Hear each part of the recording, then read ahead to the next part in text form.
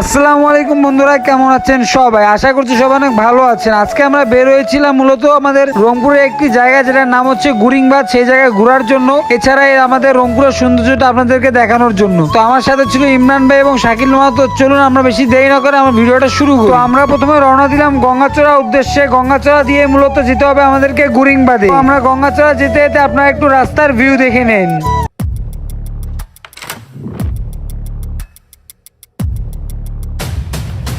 তো গুরিংবাদ যাওয়ার পথে গঙ্গাচর উপজেলা মাঠের সামনে আমরা দেখতে পাই এক চাচা ঝালমুড়ি বিক্রি করতেছে। তো তার কাছ থেকে আমরা সবাই মিলে ঝালমুড়ি খাওয়ার জন্য বাইকটা স্লো করে ঝালমুড়ি খেয়েছি। তো ঝালমুড়ি খাওয়ার পরে হঠাৎ করে সেই চাচা শাকিল মামার মাথায় হঠাৎ করে হাত বুলিয়ে দেয়, যেটা দেখে আমরা একদম আশ্চর্য। তারপর আমরা আবার রওনা দিয়ে দিলাম গুরিংবাদের উদ্দেশ্যে। তো যাওয়ার সময় অনেক মজা হয়েছে এবং রাস্তাগুলো অনেক সুন্দর ছিল। তো গুরিংবাদ যাওয়ার জন্য আপনাদের গঙ্গাচড়া থেকে বড়াইবাড়ি রোডে একটু সামনে যাইতে হবে। সামনে গেলে ডানে একটা রাস্তা হবে, সেই রাস্তা দিয়ে আমরা গুরিংবাদ যেতে পারবেন। আসলে এদিকে রাস্তাটা অনেক সুন্দর, কারণ দুই পাশে যেরকম গাছ এবং মাঝখানে রাস্তা, এক কথায় ভাই অসাধারণ। আপনারা এদিকে না আসলে সেটা বুঝতেই পারবেন না। তো আমরা গুরিংবাদ যেতে থাকি, আপনারা ভিডিওটা দেখতে থাকেন।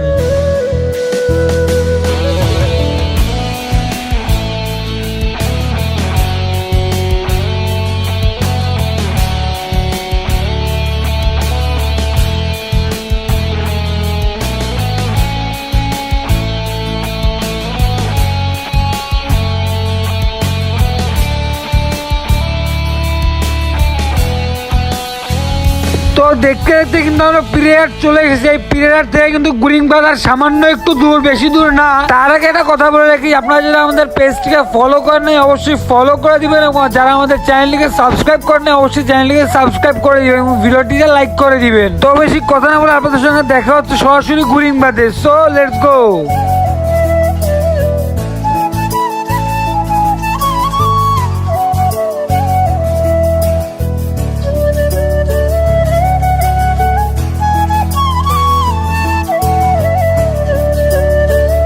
তো এই রোড দিয়ে এসে একটু সামনে গিয়ে ওই ডানে আপনারা মোড় নেন, তাহলে কিন্তু আপনারা গুরিংবাদটা পেয়ে যাবে। আসলে এদিকে গ্রামের রাস্তাগুলো খুবই সুন্দর, এক কথায় অসাধারণ, যেগুলো আপনারা না আসলে কেউ বুঝতেই পারবেন না। একটা কথা কিন্তু মানতেই হবে, আমাদের গ্রামের উপরে আর কিচ্ছু নেই, গ্রাম সবসময় সেরা। তো আপনারা একটু রাস্তার ভিউ দেখেন, একবারে গুরিংবাদ দিয়ে আপনাদের সঙ্গে কথা হচ্ছে।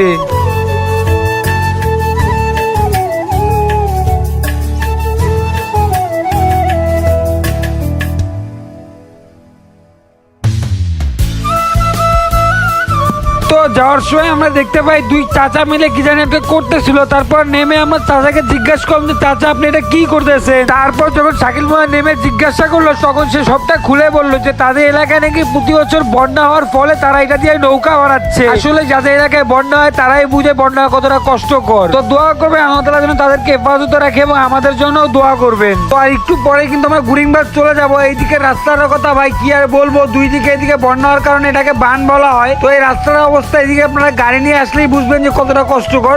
আর ভাই আমাদের গ্রামের যে ভিউ ছাড়লেই পর, আপনি একবার চিন্তা করে দেখেন আমাদের গ্রামটা কতটা সুন্দর। এবং এখানে আপনার ভিডিওতে যদি গ্রামটা এত সুন্দর লাগে, তাহলে বাস্তবে আমাদের গ্রামটা আরো কত সুন্দর লাগবে একবার চিন্তা করে দেখুন।